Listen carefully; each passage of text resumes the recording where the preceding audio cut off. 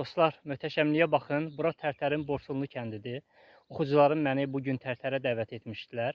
Bugün Tərtərdə Barlas kitabımın imza günü keçirildi. Sonra oxucularım məni Borsunlu kəndinə gətirdilər. Borsunlu kəndinin mənim həyatımda xüsusi önəmi var. Mən orta məktəbdə oxuyanda gəlirdim, bax bu semişka bağında semişka pişirdim. Semişkanın yağı bədənimə hopa-hopa, piş-pişə məni yeyə-yeyə.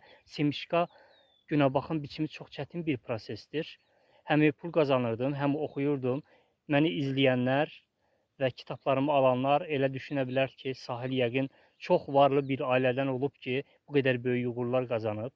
Xeyr, bax bu günəbaxan sahəsi mənim hansı əziyyətlə bu yerlərə gəldiyimin şahididir.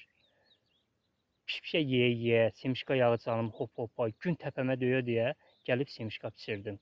Bax, buradan bu yerlərə gəlib çıxmışam. Sevgilər.